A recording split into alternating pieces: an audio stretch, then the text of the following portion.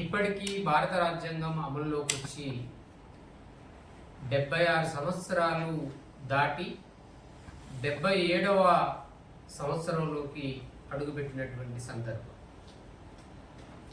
భారత రాజ్యాంగం ఇంత సుదీర్ఘమైనటువంటి ఈ ప్రయాణంలో భారత రాజ్యాంగం ఎంత మేరకు అమలైందనేది ఒకటి. ఈ ప్రయాణంలో జరుగుతున్నటువంటి అమలు కాకుండా ఆగిపోయినటువంటి అంశాలేంటి, భారత రాజ్యాంగం 100% అమలు అవుతుందా, కాకపోవడానికి కారణాలేంటి, ఈ అంశాలన్నిటిని ఒకసారి పరిగణలోకి తీసుకుంటే భారత రాజ్యాంగం స్పిరిట్ ఏంటి, స్ఫూర్తి ఏంటి, రాజ్యాంగ పీఠికలో మనము పొందుపరుచుకున్నటువంటి అంశాలేంటి. రాజ్యాంగ పీఠిక అంటే రాజ్యాంగానికి ఆత్మ లాంటిది అనేది పేర్కొనడం జరిగింది. మిత్రులారా, ఇవాళ భారత రాజ్యాంగము 50% కూడా అమలుకు నోచుకోలేనటువంటి సందర్భంలో ఉన్నాం.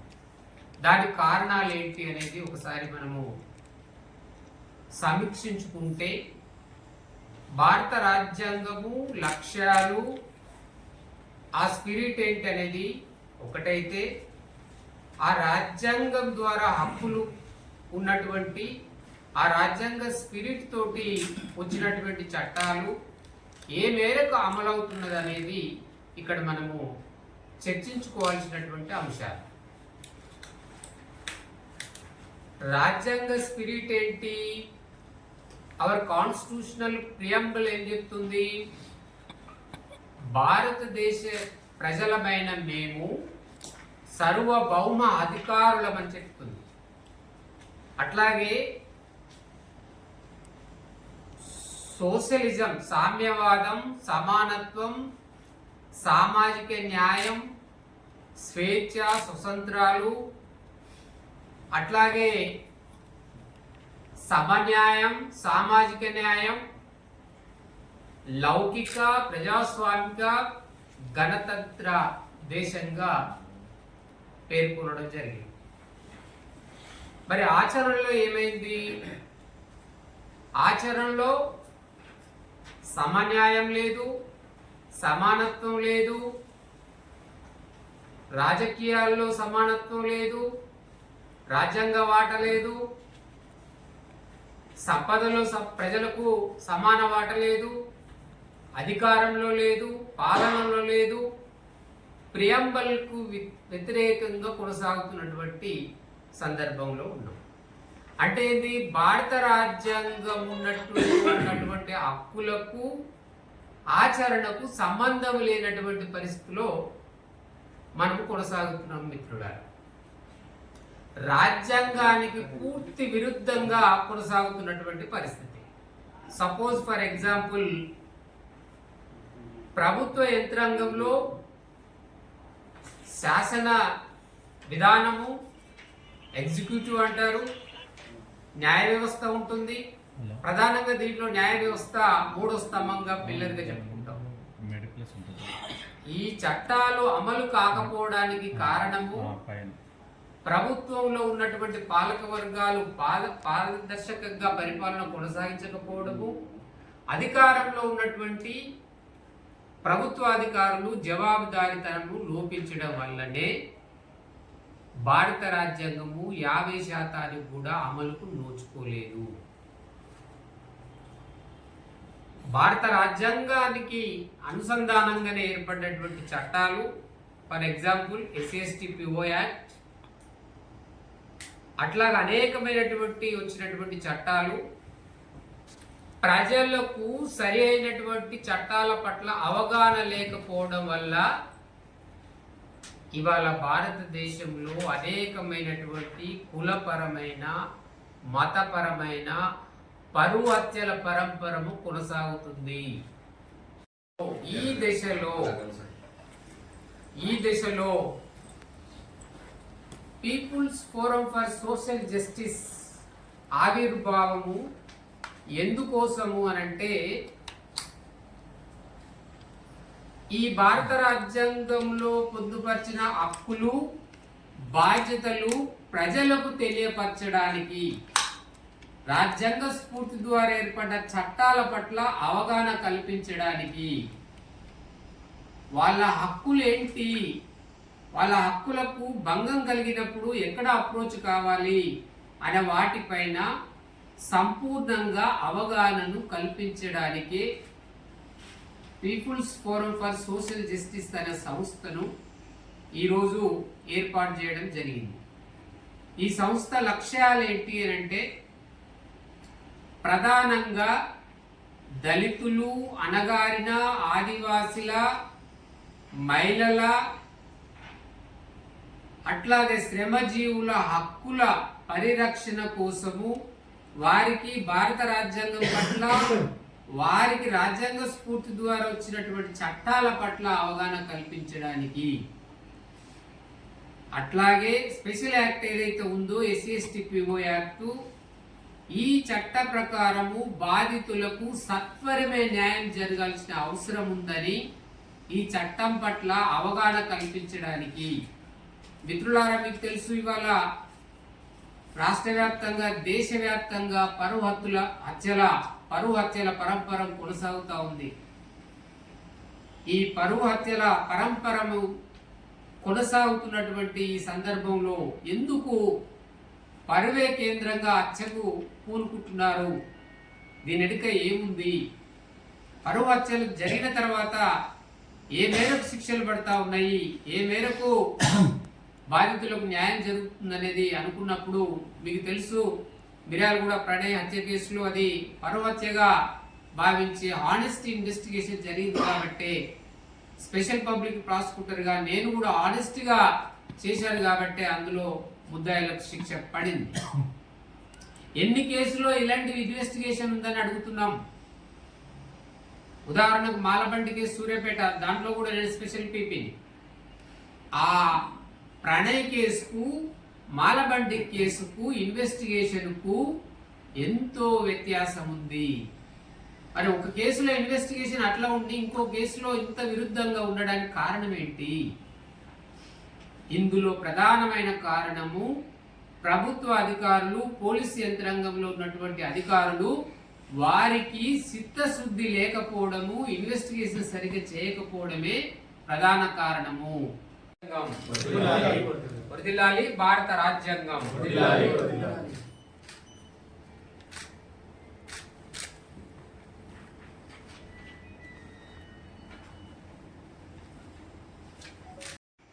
జడ్జిమెంటు 60 రోజుల్లో ఛార్జ్షీట్ ఫైల్ చేయాలంటే ఎన్ని కేసులలో చేస్తున్నారు?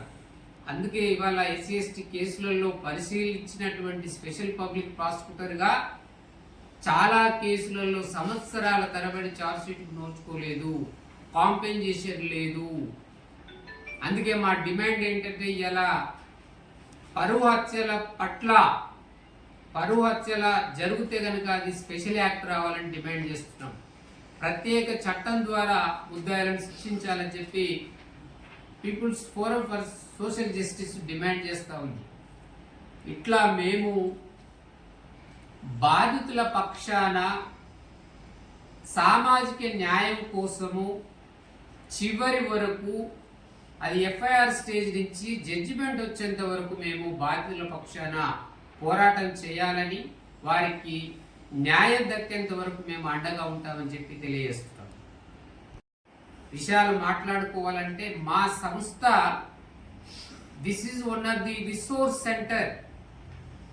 పోలీస్ యంత్రాంగంలో ఉన్న DSPలకు ముఖ్యంగా SC/ST కేసులలో అవసరం అనుకుంటే, వాళ్ళు భావిస్తే how to conduct the investigation అనే దాని మీద, సిస్టమ్ మీద మేము వారికి ట్రైనింగ్ ప్రోగ్రామ్ ఇస్తాం.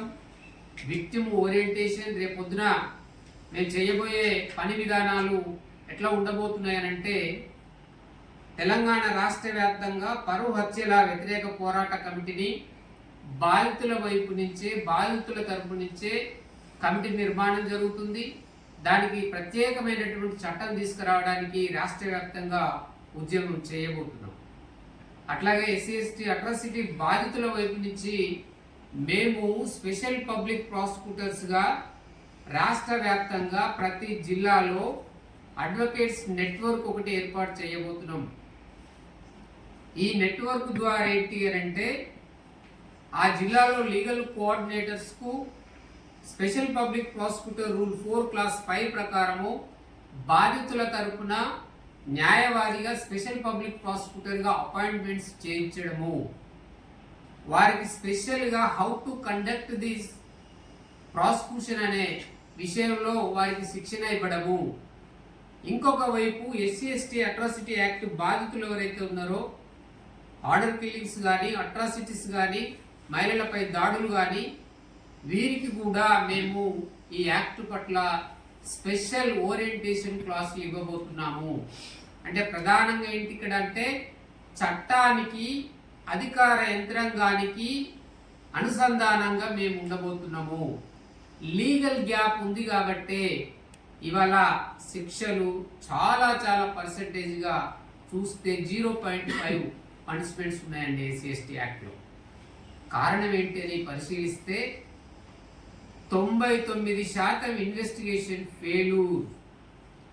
ఇన్వెస్టిగేషన్ ఫెయిల్యూర్లో జరుగుతుంది కాబట్టి, డిలే జరుగుతుంది కాబట్టి, సకాలంలో ఛార్జ్షీట్ వేయకపోవడం కాబట్టి, సకాలంలో ఎఫ్ఐఆర్ రిజిస్టర్ చేయకపోవడం కారణమే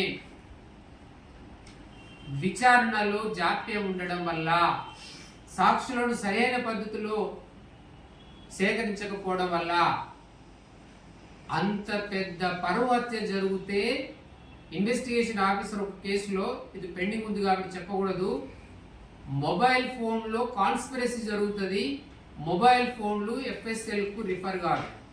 ఫార్వర్డ్ జ్యుడిషియరీ వ్యవస్థకు వద్దాం. న్యాయ వ్యవస్థలో రాజ్యాంగంలో ఒక పిల్లర్ న్యాయ వ్యవస్థ. న్యాయ వ్యవస్థ అనగానే ప్రజలకు ఏమొస్తుంది అంటే ఇప్పటింతలా జరగదు న్యాయం, కోర్టుకు వెళ్తే న్యాయం జరిగే పరిస్థితి లేదు, సంవత్సరాల తరబడి వాయిదాలు జరుగుతాయి. కాబట్టి కోర్టుకు వెళ్ళడం కంటే ఎంతో కొంత రాజీ చేసుకోవడం బెటర్ కదా అనే కాన్సెప్ట్లోకి ప్రజలు వెళ్ళిపోయారు మిత్రులారా. అంటే న్యాయ వ్యవస్థ పైన నమ్మకము ప్రజల్లో సన్నగిల్లుతుంది. దీనికి కారణం ఏంటి? ఎవరు దీనికి బాధ్యులు? అనంటే లక్షలాది కేసులు పెండింగ్ లో ఉన్నాయని సుప్రీంకోర్టు గౌరవ న్యాయమూర్తులే చెప్తున్నారు.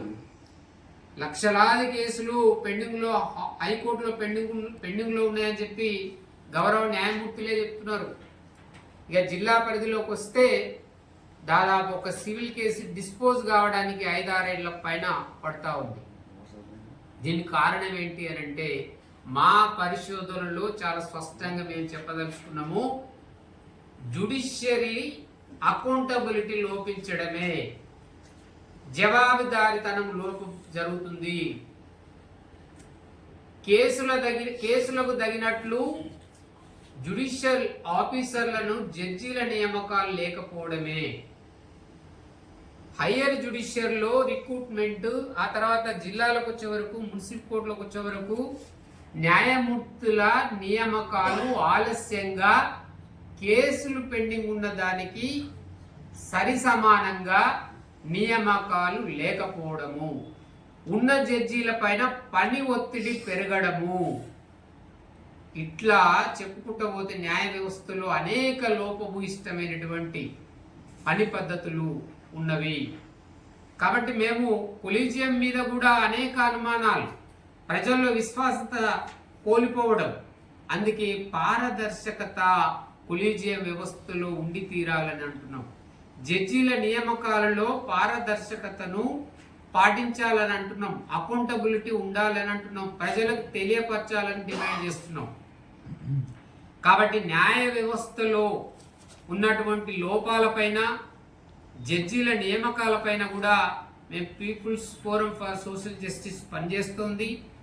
ఖచ్చితంగా సత్వరమే న్యాయం జరగడానికి ప్రధానమైనటువంటి ఉద్దేశం ఏంటి అని అంటే ముఖ్యంగా ఎస్సీ ఎస్టీ పిఓ యాక్టు, అట్లాగే ఆదివాసులపైన జరుగుతున్న దాడులు, అట్లాగే స్త్రీలపైన, మహిళలపైన పోక్సో యాక్ట్ పైన అవగాహన కల్పిస్తూ సత్వరమే న్యాయం జరగడానికి ఖచ్చితంగా మేము ప్రభుత్వాన్ని డిమాండ్ చేస్తాం.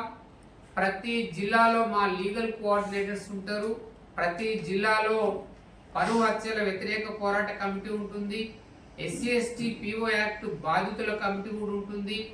మహిళల పట్ల జరుగుతున్నటువంటి దాడులకు వ్యతిరేకంగా అట్లా మేము ప్రతి జిల్లాలో న్యాయవాదులను ఒక ఫోరంగా ఏర్పాటు చేసుకొని న్యాయవాదుల ద్వారా విక్టిమ్కు అనుసంధానం చేస్తూ ఎఫ్ఐఆర్ స్టేజ్ నుంచి జడ్జిమెంట్ వచ్చేంత వరకు మా లీగల్ కోఆర్డినేటర్ ఆ విక్టిమ్కు అండగా ఉంటాడు. ఇక్కడ మేము గమనించింది కూడా ఏంటి అంటే లీగల్ అవేర్నెస్ లేకపోవడం వల్లనే బాధితులకు సరైనటువంటి సాక్ష్యము కోర్టులోకి వచ్చి చెప్పలేకపోవడము, ఎఫ్ఐఆర్లో సరైనటువంటి సమాచారం ఇవ్వకపోవడము, అట్లాగే పోలీస్ స్టేషన్లో రికార్డింగ్ చేసే సమయంలో నేర సమాచారాన్ని సంపూర్ణంగా చెప్పకపోవడము, కోర్టులోకి వచ్చిన తర్వాత సాక్ష్యము సరైనటువంటి పద్ధతిలో ఎవిడెన్స్ లీడ్ చేయకపోవడం వల్లనే ఇవాళ అతి కష్టంగా ఎఫ్ఐఆర్ నుంచి ఛార్జ్ షీట్ తర్వాత కోర్టులోకి వచ్చిన తర్వాత కేసులు నిలవకపోవడానికి కారణం ఏమిటి అంటే బాధితులకు కోర్టు లోపల జరిగేటువంటి సాక్ష్యాలు రికార్డ్ చేసేటువంటి పద్ధతి ఇప్పటికీ బాధితులకు అవేర్నెస్ ఫుల్ఫిల్ చేయడానికి బాధితులకు ఈ రకంగా మేము అవేర్నెస్ క్రియేట్ చేసి అవేర్నెస్ క్యాంపులు ఏర్పాటు చేసి ఓరియంటేషన్ కోసం కూడా వాళ్ళకు ఖచ్చితంగా క్లాసులు నిర్వహిస్తాం. ముఖ్యంగా మా ప్రధానమైనటువంటి డిమాండ్ ఏంటంటే ఎస్సీ ఎస్టీ పిఓ యాక్ట్ బాధితుల తరపునే ప్రధానంగా మా పని విధానం ఉంటుంది. పరువు హత్యలకు వ్యతిరేకంగా పరువు హత్యల కేసులో ప్రత్యేక చట్టాలు తీసుకురావాలనేది ప్రధానమైనటువంటి డిమాండ్ ఉంటుంది.